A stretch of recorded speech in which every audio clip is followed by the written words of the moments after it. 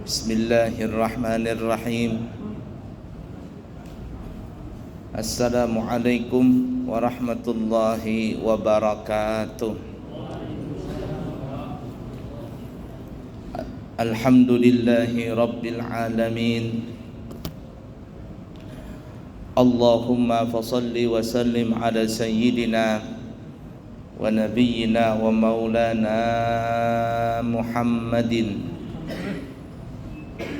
sayyidil anbiya'i wal mursalin wa ala alihi wa ashabihi wa azwajihi wa dhurriyyatihi wa man tabi'ahum bi ihsanin ila yaumiddin, amma ba'du.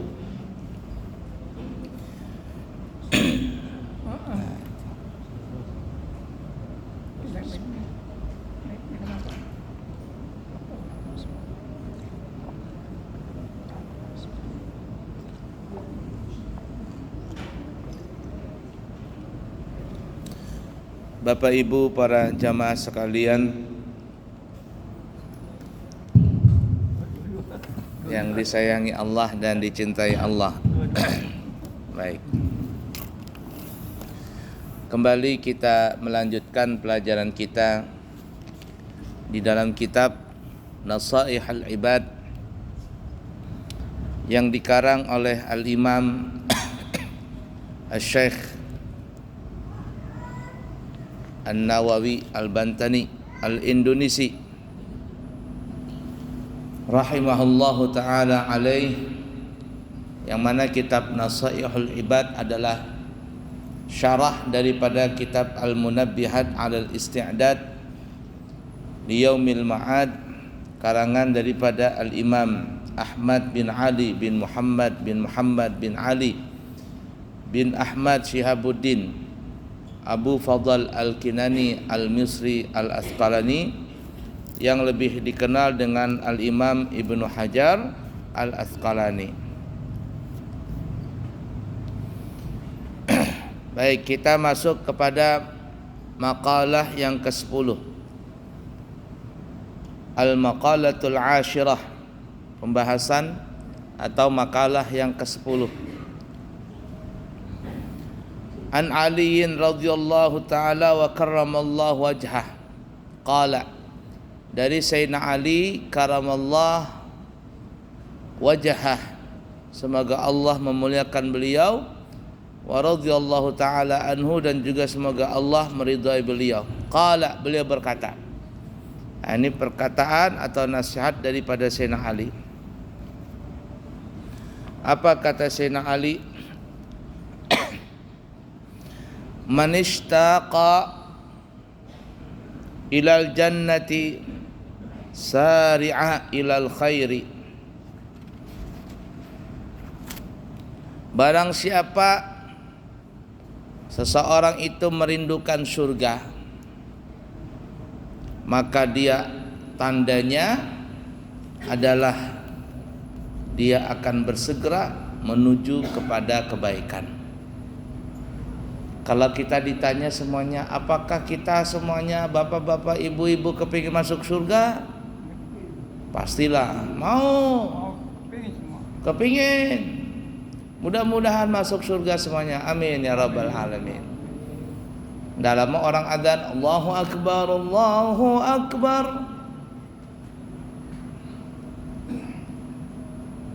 Setelah mendengar adzan, dia enggak sholat.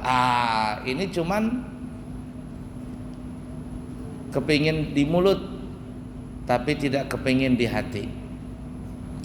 Padahal kata Sayyidina Ali tadi, kalau orang itu rindu kepada surga, tandanya adalah orang itu sari'al ilal khair, ilal khairat, orang itu selalu segera untuk mengerjakan kebaikan.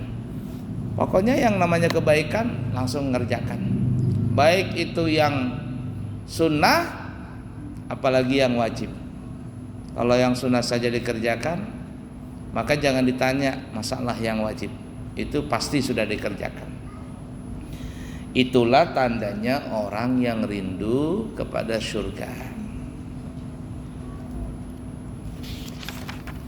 Lanjut, waman asfaqa minan nari intaha anis syahwat. Barang siapa yang dia khawatir masuk ke dalam neraka, maka dia akan berhenti daripada perbuatan syahwat, ya, mengikuti hawa nafsu.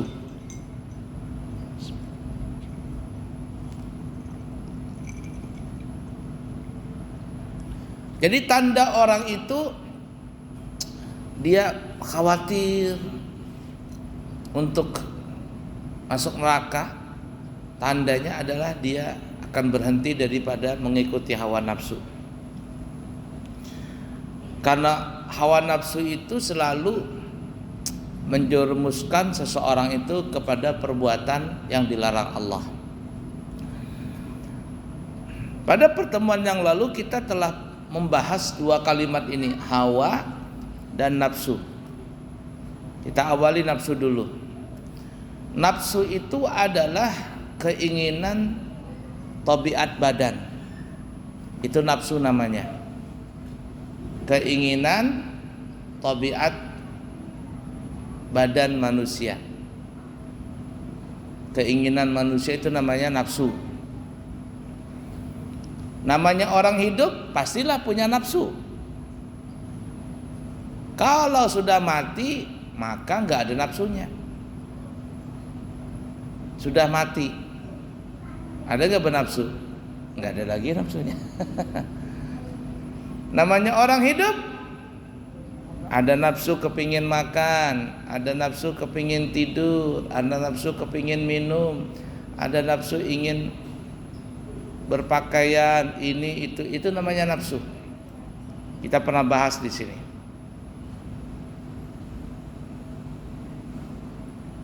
Keinginan tabiat badan. Adapun hawa nih ya. Hawa ini adalah keinginan tabiat badan yang melampaui daripada tabiat yang biasa, alias dia sudah masuk keinginan ini dalam perbuatan yang syubhat, tidak jelas halal haramnya, atau yang makruh, apalagi sampai yang haram. Kalau kita masuk di situ, maka itu disebut namanya hawa nafsu. Menjerumuskan hawa nafsu dalam perbuatan yang syubhat, tidak jelas halal haramnya, atau perbuatan yang makruh, atau perbuatan yang haram. Ini yang disebut namanya hawa nafsu.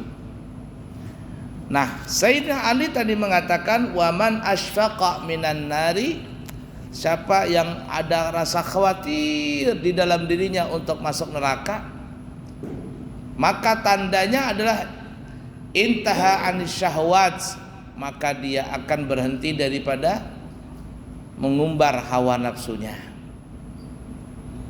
Kalau ada orang yang takut dengan neraka, bapak-bapak, ibu-ibu, apakah takut dengan neraka? Takut. Kepingin masuk neraka? Tidak.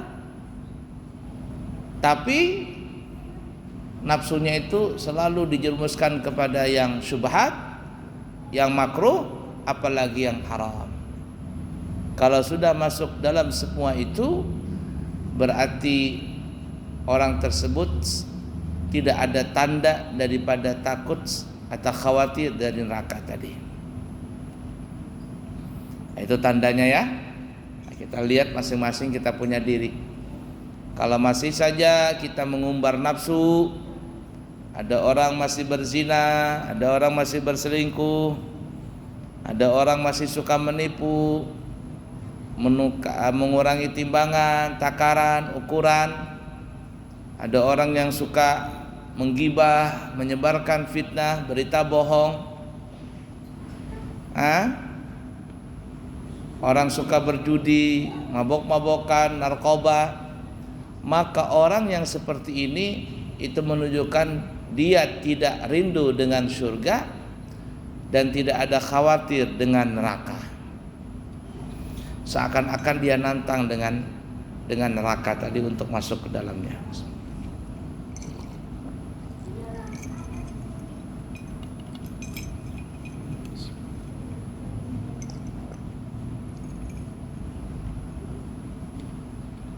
Kemudian yang ketiga, kata Sayyidina Ali, wa man tayaqqana bil mauti in hadamat alaihi ladzatu. Siapa yang yakin di dalam dirinya dengan kematian, siapa yang yakin di dalam hatinya dengan mati, dengan kematian, maka musnahlah semua rasa kelezatan dunia. Jadi kalau orang sudah yakin dengan kematian, maka semua dunia ini akan menjadi hambar baginya. Menjadi hambar. Artinya dia hanya mempersiapkan untuk kematiannya. Dia tidak lagi yang aneh-aneh, tidak lagi kepingin ini, kepingin itu. Ngapain lagi katanya? Orang saya menurut umur sudah nggak lama lagi akan meninggal dunia. Nah, orang yang seperti itu adalah orang yang sudah yakin dengan kematian yang akan datang kepada dirinya. Dan insya Allah nih ya, setiap orang yang beriman, suatu saat dia akan merasa bosan dengan dunia. Dia akan bosan dengan urusan dunia. Dia akan merasa bosan dengan ketenaran. Dia akan bosan yang namanya terkenal. Dia senang sendiri dan dia hanya mempersiapkan diri untuk menyongsong kematian itu. Itu suatu saat akan terasa di dalam diri orang-orang beriman. Pasti itu. Nah, tapi kalau ada orang tidak ada untuk mempersiapkan menuju kematian, maka orang ini dia tidak ada merasa bosan dengan dunia ini. Sampai akhirnya dunia itu akan melupakan di dalam dirinya dengan kematian. Jadi lupa dia dengan mati itu. Berapa banyak orang yang Allah sudah berikan tanda-tanda bahwa dia tidak lama lagi akan meninggal, tapi dia tidak menggubris itu. Jadi orang Banjar kena penyakit dur. Apa dur?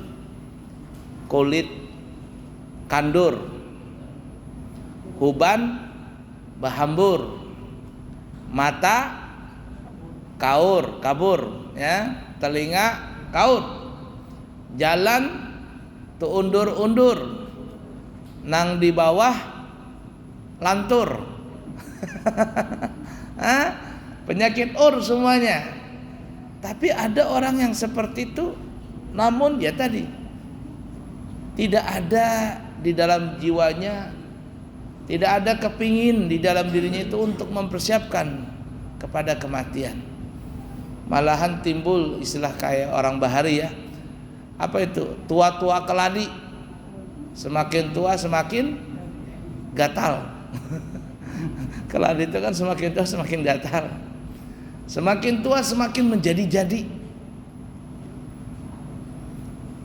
Dan orang yang seperti itu adalah orang yang memang tandanya dia akan masuk ke dalam neraka. Karena ya gini ya, apabila ada orang sudah di atas umur 40 tahun, itu kan ibarat umur itu sudah 2/3 dari hidupnya telah dia habiskan di dunia ini. Kalau umur seseorang itu umpama 60 tahun ya, 60 tahun, berarti kalau dia 40 tahun itu sudah 2/3 umur dia habiskan, tinggal 20 tahun lagi, 1/3 lagi. dari umurnya di dunia ini. Masin, manis, kecut, asam, pedas, pahit, semua sudah dia rasakan di 2/3 umur itu.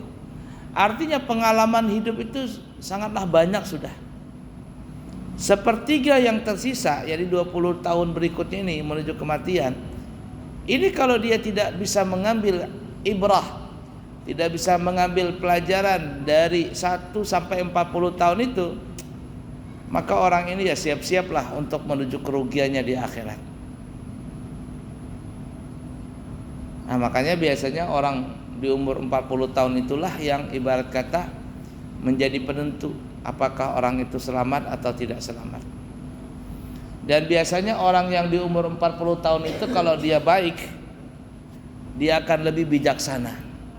Lihatlah para nabi dan rasul itu rata-rata diutus atau diangkat menjadi nabi dan rasul di umur 40 tahun. Nabi kita ini. Nah, seperti itu. Bahkan sebenarnya pemerintah kita pun juga kan ya, undang-undangnya presiden atau wakil presiden calonnya nih mesti di atas umur 40, di atas 40 tahun. Cuman dirubah lagi, boleh di bawah daripada 40 tahun asalkan sudah pernah menjabat di pemerintahan. Nah, itu berubah-ubah. Nah, tapi kenapa di umur 40 tahun tadi? Kenapa? Alasannya adalah karena biasanya di umur 40 tahun itu orang itu sudah banyak mulai sadar. Tapi kalau dia tidak sadar di umur 40 tahun ke atas, nah ini siap-siap dia akan menuju takdirnya yang jelek, alias menuju kepada neraka. Na'udzubillah min dzalik.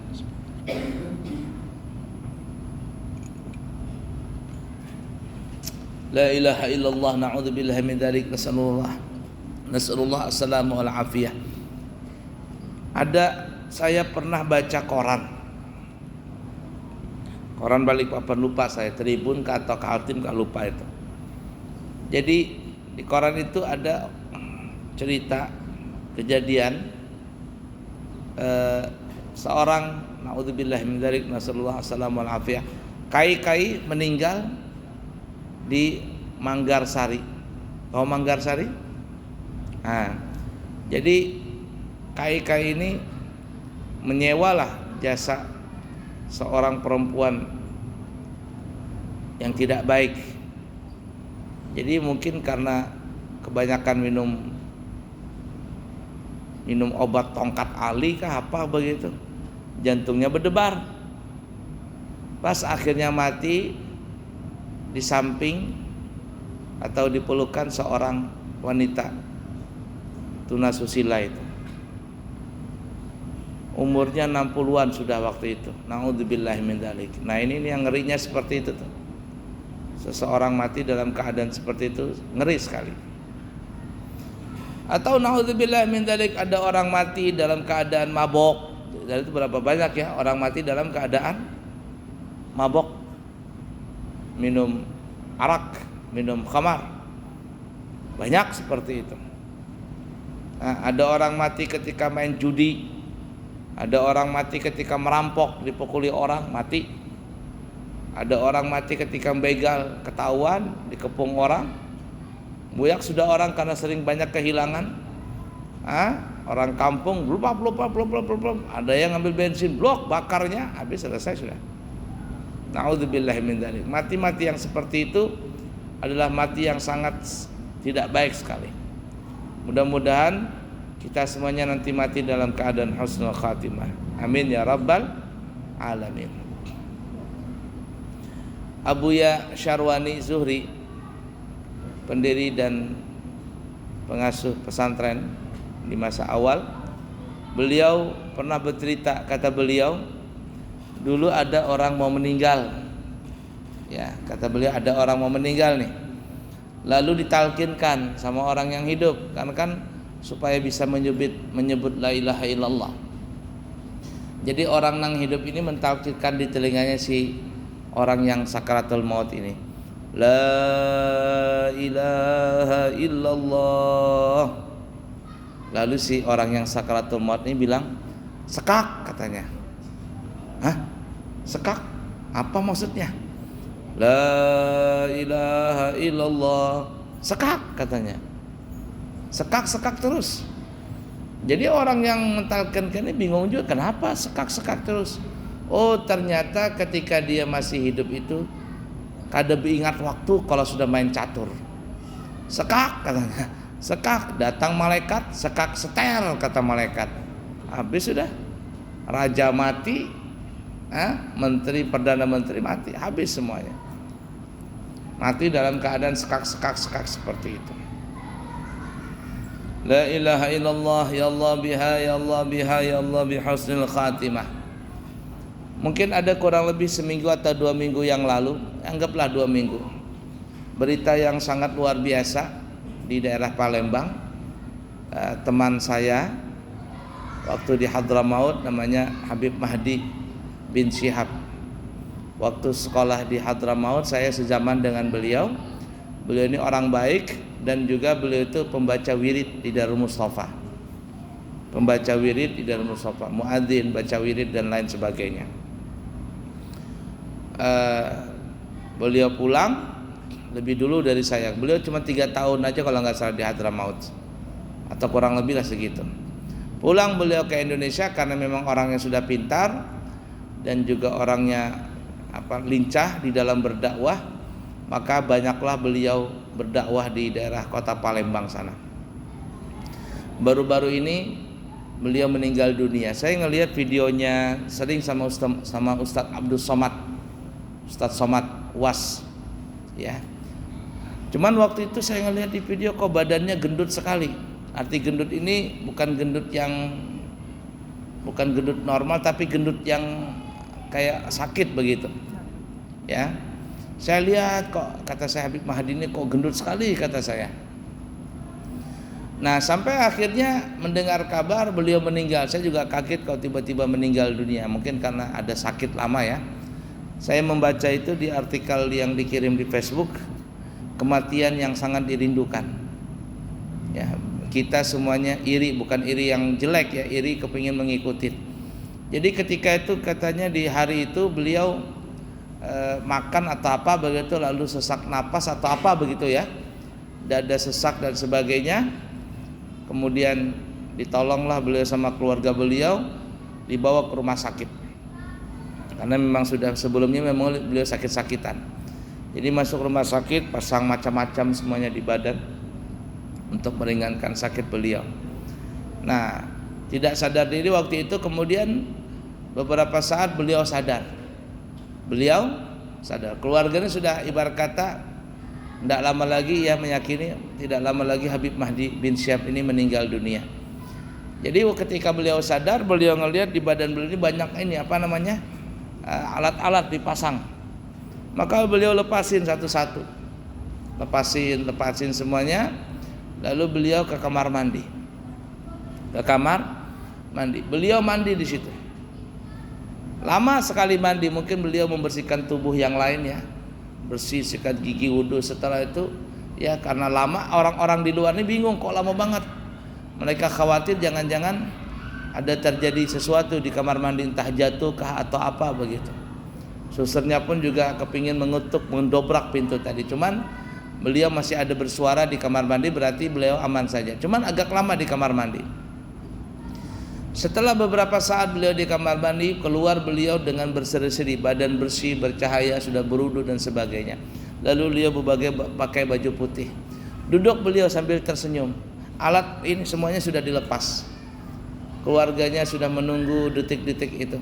Tapi beliau tidak ada rasa khawatir, tidak ada rasa apa-apa, senyum begitu. Datang mama beliau datang. Ya. Kata mama beliau, "Aku ridha kepadamu." Artinya kata mamanya, "Aku ridha apa yang telah engkau lakukan kepadaku wahai anakku."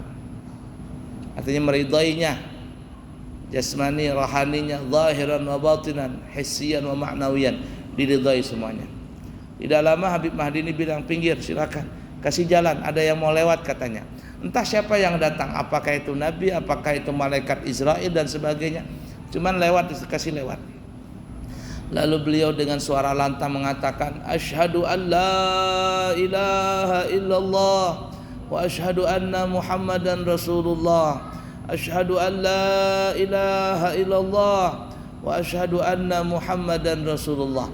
2 kali beliau membaca dengan suara yang lantang, jelas, fasih, dan diakhiri dengan sallallahu alaihi. Tak, meninggal beliau. Meninggal beliau dalam keadaan seperti itu. Masya Allah. Orang yang ngelihat tuh merasa sedih dan senang. Arti sedih itu ya karena kehilangan. Merasa senang karena beliau meninggal dengan begitu indahnya. Kemudian ringkas kata ya dikuburkan. Itu yang hadir, Masya Allah, manusia itu puluhan ribu. Padahal dikuburnya dekat saja, mungkin jarak ya anggaplah 50 meter dan sampai 100 meter dari tempat rumah duka. Cuman yang manusia yang hadir, ya Allah, subhanallah, puluhan ribu manusia yang hadir, penuh sesak. Nah itu yang begitulah mati yang luar biasa senangnya. Nah, ya, kalau kita mati bukan dalam keadaan perang, itu yang seperti itu yang paling indah.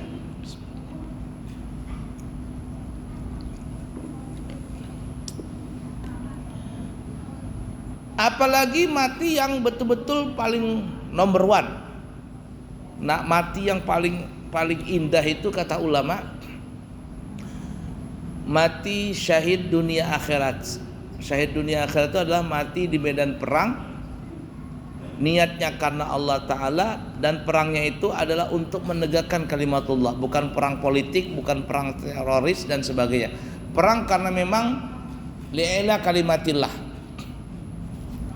Apabila meninggal di waktu itu adalah kematian yang paling nomor 1. Yang perang-perang ya. Dan ada, saya kemarin dikirimin ya, ada 5 kelebihan orang yang mati syahid dunia akhirat. Kelebihannya ada 5. Yang pertama, orang yang mati syahid dunia akhirat ini tidak boleh dimandikan,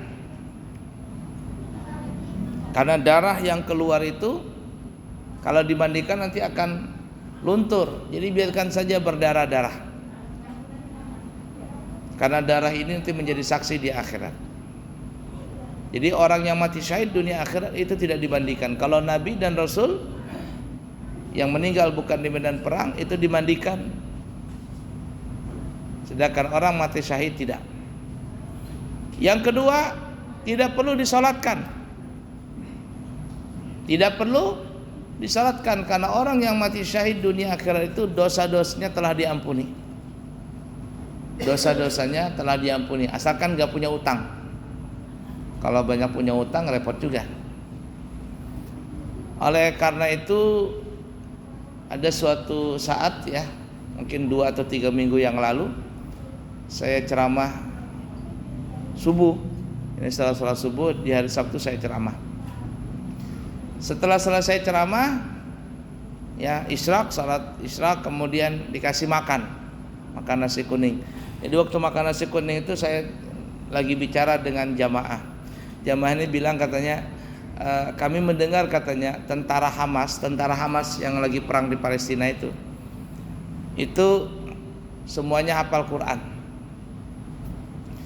Dan mereka mempersilakan siapa yang mau menjadi tentara Hamas, relawan itu dipersilakan. Cuman syaratnya ada 2 kalau mau jadi tentara Hamas itu syaratnya ada 2. Yang pertama hafal Quran. Kalau tidak hafal Quran jangan jadi tentara Hamas. Yang kedua adalah tidak punya hutang. Tidak punya hutang, karena kalau mati di medan perang ini syahid dunia akhirat. Kalau dia punya hutang percuma saja. Makanya dia bilang orang Indonesia nggak boleh menjadi tentara Hamas. Teman saya bilang, dia katanya orang Indonesia nggak boleh jadi tentara Hamas. Kata saya, kenapa? Karena orang Indonesia itu banyak kreditnya, kreditnya. Apalagi kita ini baru lahir, anak kita ini baru lahir di dunia ini, di tanah pertiwi Indonesia sudah punya hutang 20 juta. Nanggung utang 20 juta lebih. Utang siapa? Utang pemerintah. Ditanggung sama kita ini. Akhirnya apa? Tidak ada lagi subsidi, yang ada kita beli non subsidi semuanya. Semuanya untuk apa? Menutupi hutang tadi. Makanya tentara Hamas katanya orang Indonesia nggak boleh jadi tentara Hamas. Kenapa? Karena banyak hutang. Apalagi kita sedikit-dikit kredit, motor kredit, rumah kredit, apalagi mobil kredit, serba kredit semuanya. Mati dalam keadaan kredit semua nanti. Nah itu ya. Baik, jadi yang kedua kelebihannya adalah tidak disalatkan. Kenapa? Karena dosanya telah diampuni. Yang ketiga, apa kemarin tuh ya? Lupa saya.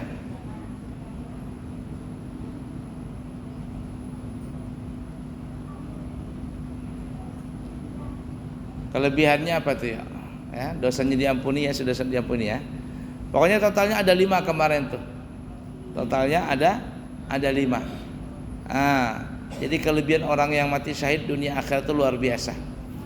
Tidak disolatkan, tidak dimandikan, dikafani juga pakai baju-bajunya saja seadanya begitu. Kemudian dosanya diampuni dan dipastikan masuk surga. Pastikan masuk surga asalkan gak punya hutang. Walaupun sebelumnya dia penzina, pemabok apa begitu kan ya. Tiba-tiba dia jadi relawan mau perang begitu, plak mati dia, surga sudah, langsung surga, pasti.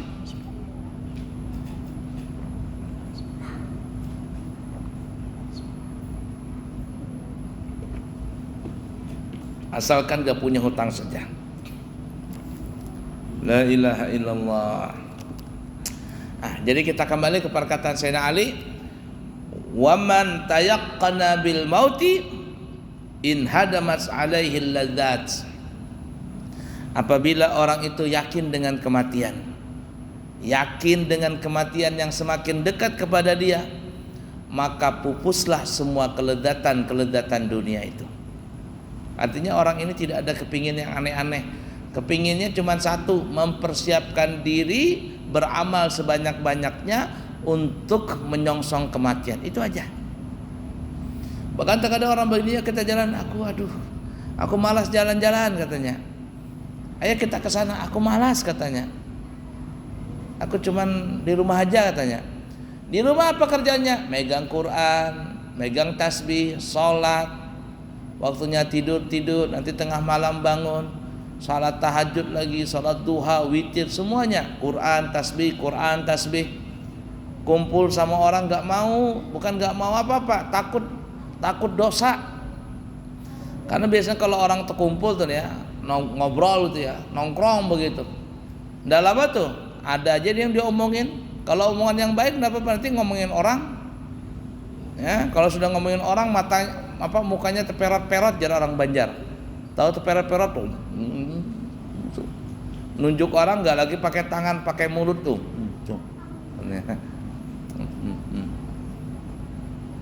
Ibu-ibu pang biasanya tuh. Laki-laki pang ya kurang lebih aja. Dan hebatnya kalau orang sudah ngerumpi itu ya, kalau bicaranya itu suaranya semakin pelan, itu berarti semakin rahasia itu. Semakin dahsyat ceritanya. Ya. Sekolah suaranya semakin rendah, anu. Wah, itu semakin rahasia itu. Semakin asik dosanya. Nah, itu yang terjadi ya. Na'udzubillahi min dzalik. Baik. Kemudian selanjutnya, yang terakhir perkataan Sayyidina Ali. Waman 'arafa dunya hanas 'alaihil musibatu. Barang siapa mengenal seseorang itu dengan dunia, dengan sekenal-kenal mengenal, dia kenal seyakin-yakinnya apa itu dunia,